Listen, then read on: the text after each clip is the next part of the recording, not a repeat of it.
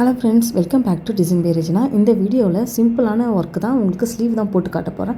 இது வந்து ஒரு கிளைண்ட்டை நான் முன்னாடி 2 ப்ளவுஸ் போட்டிருப்பேன். அதோட கிளைண்ட்டை தான் இந்த ப்ளவுஸும் போட சொல்லிடுங்க. அவங்க என்ன சொல்லியிருந்தாங்கன்னா, எனக்கு வந்து தாலி பிரித்து கோக்கிறதுக்காக கொஞ்சம் சிம்பிள் ஒர்க்காகவும் இருக்கும், கொஞ்சம் பார்க்கறதுக்கு லுக்காகவும் இருக்கும்னு சொல்லியிருந்தாங்க. ஸோ இது வந்து ஃபுல்லாகவே கோல்டன் சாரீ, ஃபுல்லாகவே கோல்டன் எடுத்தாலும் ஃபுல்லாக கோல்டன் ஒர்க்கே போட்டுருங்க. அங்கங்கே கொஞ்சம் பேர்ல் ஒர்க் மட்டும் போடுங்க சொன்னாங்க. ஸோ அதுதான் இப்போ போட போகிறோம். இந்த வீடியோவில் ஃபுல்லாகவே பார்த்தீங்கன்னா ஸ்லீவ் எப்படி போடுறதா போட்டு காட்டுறேன். நெக்ஸ்ட் வீடியோவில் வந்து உங்களுக்கு நெக் எப்படி போடுறது சொல்கிறேன். ஃபஸ்ட்டு எப்பயும் போலவே ஸ்லீவ் வந்து நம்ம ட்ரா பண்ணி வச்சுட்டு, அதுக்கப்புறம் ஃபஸ்ட்டு நம்ம 3 லைன் ஜெரி லைன் போடுவோம்ல, கோல்டன் இருந்தால் 3 லைனுமே நான் கோல்டன் ஒர்க்காகவே நான் போட்டுக்கிறேன். இது வேறு கலர் வந்துச்சு, நீங்கள் சில்க் த்ரெட் யூஸ் பண்ணலாம். சப்போஸ் கிளைண்ட் வந்து கேட்டாங்கன்னா நீங்கள் சில்க் ஒர்க்கும் நீங்கள் போட்டுக்கலாம். அப்படிலாம் ஜரிலே போட்டுக்கோங்க, ஏன்னா நம்ம ஸ்டிச் பண்ணுறதுக்காக தான் அது. இப்போ கொஞ்சம் நீங்கள் ஜரி லைன் போடுறதுக்கப்புறம் 2 லைன்ஸ் வந்து சில்க் த்ரெட் போடுறீங்கன்னா கொஞ்சம் தெரியும். மோஸ்ட்லி வந்து நம்ம ஸ்லீவ் மடித்து தைக்கும் போதே வந்து அந்தளவுக்கு தெரியாது. ஸோ ஜஸ்ட் நம்ம எதுக்காகனா பீட்ஸ் வந்து இந்த இது டேமேஜ் ஆகாமல் இருக்கிறதுக்காக தான் நம்ம இந்த ஸ்டிச் போடுறது. சரி லைன் போட்டதுக்கப்புறமா சுகர் பீட்ஸ் தான் ஒரு லைன் போட போகிறேன். சுகர் பீட்ஸ் பார்த்துக்குங்க, இது வந்து பிராண்ட் வந்து பிரிசோ பிராண்ட் தான் யூஸ் பண்ணுறேன் நான். எப்பயுமே நான் வந்து ஒரு வீடியோலையுமே நான் சொல்லினே இருக்கேன். நிறைய பேர் கேட்டுன்னு இருக்காங்க, டவுட்டில் வந்து கமெண்ட் பண்ணுறாங்க, என்ன சுகர் பீட்ஸ் யூஸ் பண்ணுறது அப்படின்னு சொல்லி. நான் வந்து பிரிசோ சுகர் பீட்ஸ் தான் யூஸ் பண்ணுவேன். அதுவே நீங்கள் யூஸ் பண்ணி பாருங்கள், அது அந்தளவுக்கு ஃபேட் ஆக மாட்டேது. இது வரைக்குமே எந்த கம்ப்ளைண்ட் வந்ததில்லை.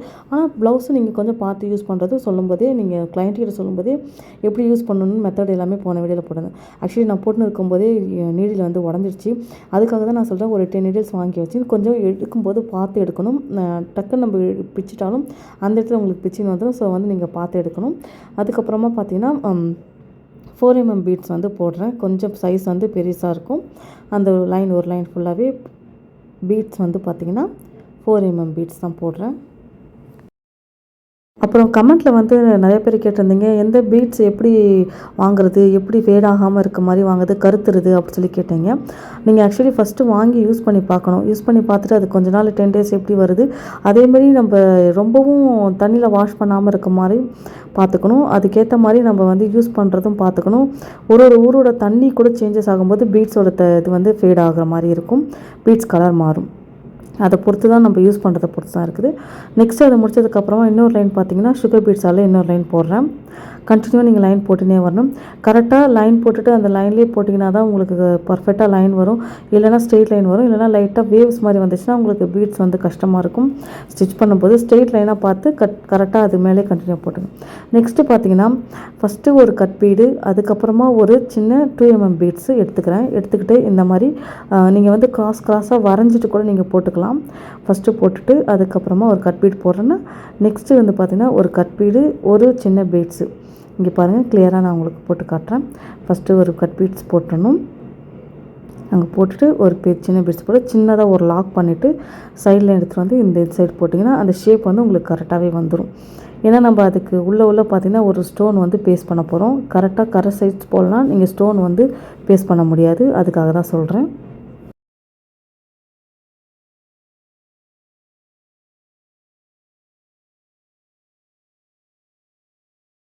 ஃபுல்லாக அதே ஷேப்பில் ஓரளவு முடிச்சதுக்கப்புறமா பார்த்தீங்கன்னா, இப்போ நடுவில் குந்தன் ஸ்டோன் வந்து ரொம்ப ஸ்மால் சைஸ் குந்தன் ஸ்டோன் இருக்கும். அதை எடுத்து இந்த மாதிரி நீங்கள் பேஸ்ட் பண்ணிக்கணும். கரெக்டான இந்த ஷேப் போடலன்னா உங்களுக்கு அந்த ஸ்டோன் வந்து பேஸ்ட் பண்ண முடியாது.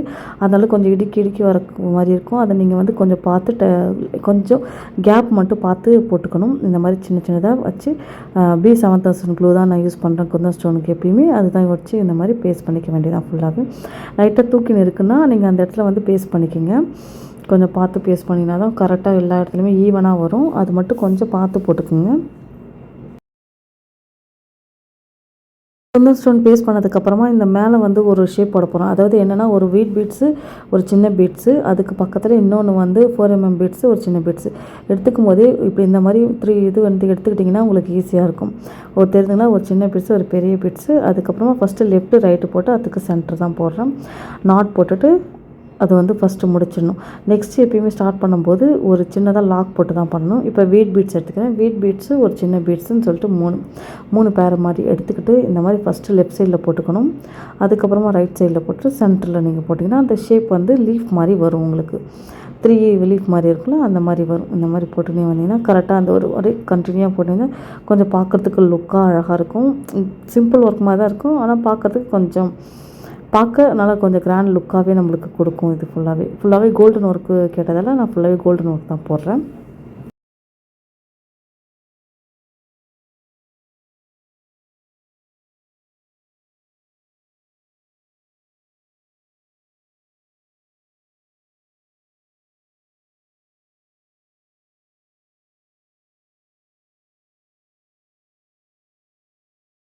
ஃபுல்லாக ஓவராலாக முடிச்சதுக்கப்புறமா பார்த்தீங்கன்னா ஃபஸ்ட்டு நம்ம வந்து இங்கே இது ஃபுல்லாகவே முடிச்சுட்டு புட்டாஸ் வந்து வைக்கிறதுக்கு ஃபஸ்ட்டு மார்க் பண்ணிக்கிறேன். இந்த மாதிரி லைன் லைனாக போட்டுட்டு ரொம்பவும் லைட்டாகவே நீங்கள் வரைங்க. கிளாஸ்லலாம் வரைகிற நார்மல் ஒயிட் பென்சில் தான் யூஸ் பண்ணிக்கிறோம். ஸோ வந்து போய்டும். லைட்டாக மட்டும் நீங்கள் வரையணும்.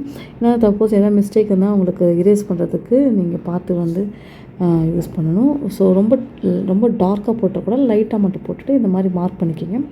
2 இன்ச் ஃபஸ்ட் சென்டரில் பண்ணால் அதுக்கப்புறம் அந்த சிக்கு கோலெல்லாம் போடும்போது இடுக்கில் போடுவாங்களா, அந்த மாதிரி இடுக்கில் போட்டுக்கிட்டு ஃபஸ்ட்டு மார்க் பண்ணிவிட்டு இங்கெல்லாம் வந்து இப்போ நம்ம புட்டாஸ் போட போகிறோம். எப்படி போடுறோன்னு ஃபஸ்ட்டு காட்டுறேன் பாருங்கள். ஃபஸ்ட்டு இந்த மாதிரி ஸ்கொயர் ஷேப்பில் இருக்கிற குந்தன் ஸ்டோன் வந்து பேஸ்ட் பண்ணிக்கணும். இது வந்து ஃபுல்லாகவே வந்து எங்கே வாங்கினா நிறைய பேர் கேட்டிருந்தீங்க திங்ஸ்லாம் எங்கே வாங்குறீங்கன்னு. நான் சித்ராஸ்லாம் வாங்குகிறேன். பாண்டிச்சேரி மிஷின் ஸ்ட்ரீட்டில் இருக்குது. நீங்கள் சப்போஸ் பாண்டிச்சேரினா அங்கே வாங்கிக்கிங்க. அப்படிலாம் சென்னையில் கூட நீங்கள் நிறையாவே இருக்குது. சவுகார்பேட்டிலலாம் அங்கே போய் கூட நீங்கள் பர்ச்சேஸ் பண்ணிக்கலாம். நான் எங்கே வாங்கினேன்னா நான் பாண்டிச்சேரியில் தான் இருக்கேன். ஸோ நான் வந்து சித்ராஸ் மிஷின் ஸ்ட்ரீட்டில் இருக்கும், அங்கே வாங்கிப்பேன்.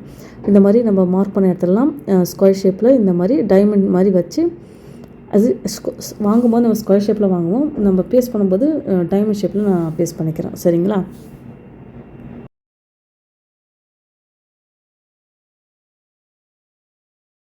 அந்த இதை ஃபுல்லாக புட்டாஸ்லாம் பேஸ்ட் பண்ணதுக்கப்புறம் இதுதான் ஃபைனலாக லுக்கு.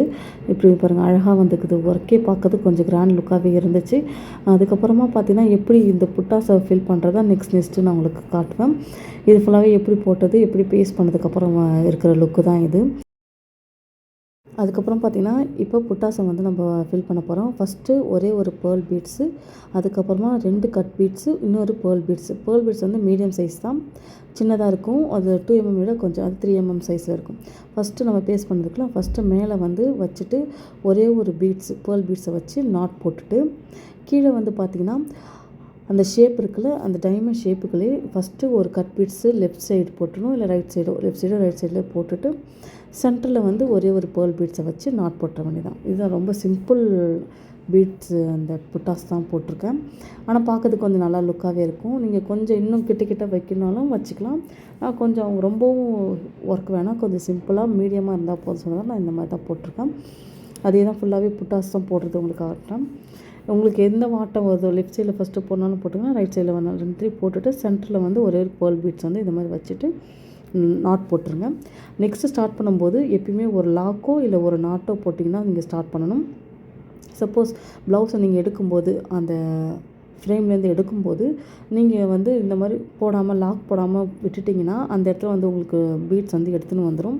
அப்புறம் ஒர்க் எல்லாமே ஃபுல்லாகவே எடுத்துன்னு வந்துடும். அதுதான் இப்போ கொஞ்சம் ஸ்பீடாகவே போட்டு ஃபுல்லாக புட்டாஸுமே முடிச்சிடணும். ஓவராலாக பார்த்தீங்கன்னா ஃபுல்லாக முடிச்சதுக்கப்புறம் இதுதான் நம்மளோட ஃபைனல் அவுட்புட். ஹோப் இந்த வீடியோ உங்களுக்கு யூஸ்ஃபுல்லாக இருந்தது. தேங்க்ஸ் ஃபார் வாட்சிங். Please subscribe my YouTube channel. Next வீடியோவில் பார்க்கலாம்.